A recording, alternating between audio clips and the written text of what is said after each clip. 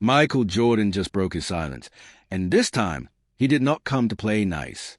The basketball legend, who is known for keeping his opinions private, has suddenly found himself at the center of a growing WNBA controversy involving Caitlin Clark, Sophie Cunningham, and DiJonai Carrington.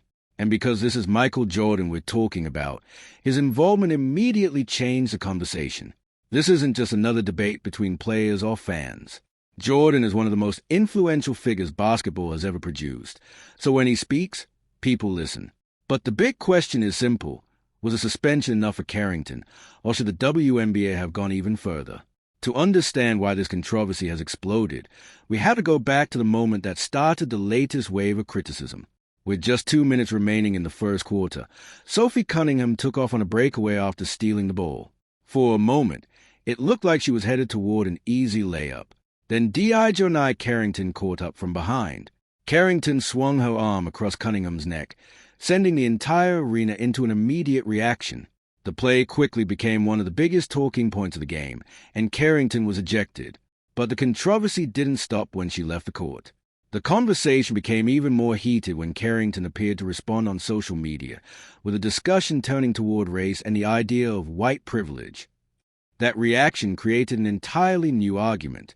Critics argued that the ejection had nothing to do with race and everything to do with the physical nature of the play. Supporters of Carrington, meanwhile, saw the situation differently, and that is where this story became bigger than one foul. It became another chapter in the long-running debate surrounding the treatment of Caitlin Clark and the Indiana Fever.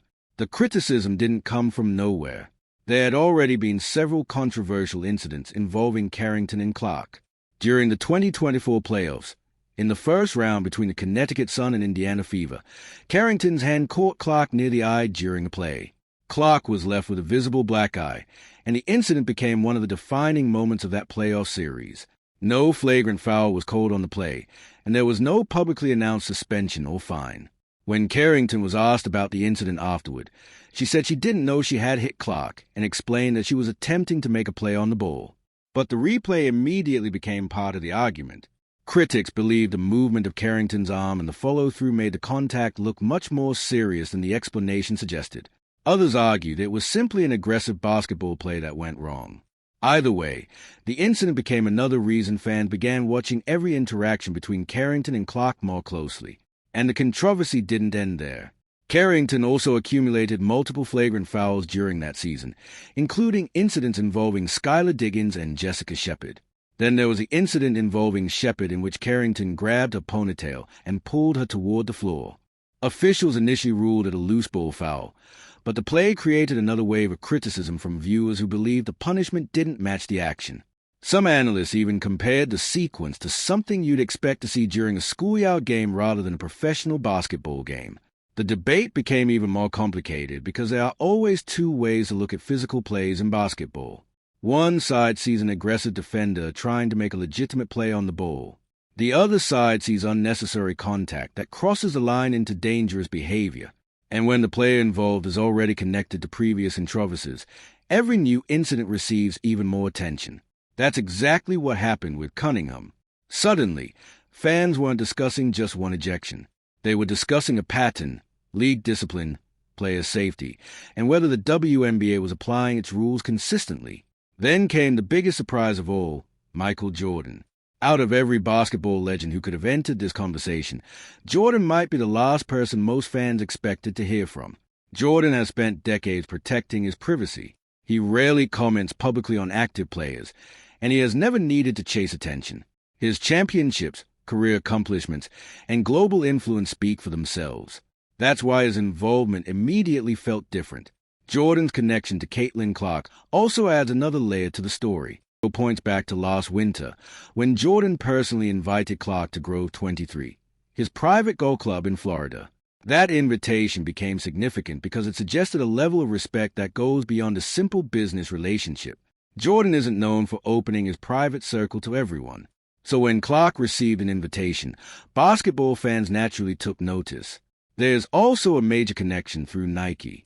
Clark and Jordan are both Nike athletes, and the source highlight another unusual connection. Both have their own signature ball lines through Wilson. That puts Clark in a very small group of basketball stars and reinforces just how quickly her influence has grown. Clark has also spoken about Jordan with enormous respect, particularly when discussing his mentality and competitive drive. She has pointed to the way Jordan worked every day, his determination to become the best, and his refusal to allow anyone to stand between him and his goals. For a young basketball star like Clark, that kind of mentality is clearly something she admires. And Jordan isn't the only basketball legend who has spoken positively about Clark. Charles Barkley has defended her publicly, telling Clark to ignore the criticism and emphasizing the impact she could have on the future of the WNBA. Steph Curry has also been mentioned as another major basketball figure who has weighed in on the conversation. But Jordan's involvement carried a different kind of weight because of how rarely he speaks. When someone who normally says almost nothing suddenly enters a controversial discussion, fans naturally ask why. What made the situation different? Why did Jordan decide this was a moment to speak? And what does his involvement mean for the WNBA? Jordan's message focused heavily on how the league handles discipline and the treatment of players involved in these controversial moments. His involvement was presented as a warning that the league needs to be careful about how it handles physical incidents and public disputes, whether fans agree with him or not. One thing is undeniable: Jordan's name instantly made the conversation bigger. But while the controversy continued off the court, the Indiana Fever had an answer on it. They won the game 90-86. Kelsey Mitchell had a huge performance, scoring 27 points and extending her streak of consecutive 20-point games to 16, according to the source. Caitlin Clark added 26 points and 11 assists, producing the kind of all-around performance that made the Fever extremely difficult to stop. Aliyah Boston also contributed 13 points and 11 rebounds. In other words, the Fever didn't allow the controversy to decide the outcome. They went onto the court and played basketball. And that may be the most important part of the entire story. The more attention Caitlin Clark receives, the more every physical play involving her becomes a headline. Every foul gets replayed. Every argument becomes a debate. Every social media post becomes another chapter. And because Clark has become one of the biggest names in women's basketball, the spotlight is enormous. That spotlight can help the WNBA grow, but it can also create an environment where every controversial moment becomes magnified. The league now faces a difficult balancing act. It has to protect its players while also allowing physical competition to remain part of the sport. It has to apply discipline consistently without appearing to favor one player or team. And it has to deal with the reality that the WNBA is receiving more attention than ever before. The Caitlin Clark effect has brought millions of new eyes to the league, and every controversy involving her can spread far beyond basketball circles. That's why the Cunningham-Carrington incident became such a major story. It wasn't simply about one foul. It was about the larger questions surrounding player safety, competitive intensity, race, media attention, league discipline, and the future of the WNBA. And now Michael Jordan has entered the conversation. Whether you believe Carrington deserved a suspension, a larger punishment, or simply the ejection she received, the debate is clearly not going away. The same goes for Caitlin Clark. She has become one of the most closely watched players in professional basketball, and that means every game comes with an enormous amount of attention. The Fever's victory showed that the team can rise above the noise.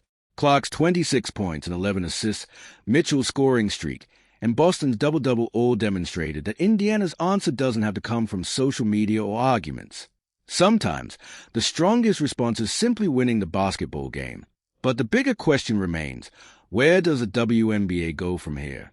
Does the league need to become stricter with physical contact? Should repeat offenders face stronger penalties? Or does increasing the punishment risk changing the physical identity of the sport? And perhaps most importantly, can the league protect its biggest stars without creating the perception that they receive special treatment? Those questions will continue long after this particular game is forgotten. Michael Jordan's involvement has simply pushed them into the spotlight. For now, the Fever have a win. Clark has another impressive performance, and the controversy surrounding Carrington continues to dominate the conversation.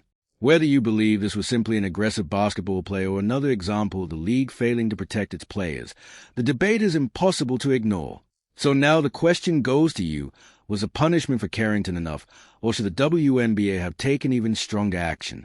And do you think the league is doing enough to protect Caitlin Clark and other players while keeping the game competitive? Let us know your thoughts in the comments. If you enjoyed this breakdown, make sure to like the video, subscribe to the channel, and turn on notifications for more WNBA stories, controversies, and basketball news. Because if this latest chapter has taught us anything, it's that the WNBA spotlight is only getting brighter, and every controversial moment is going to be watched, debated, and remembered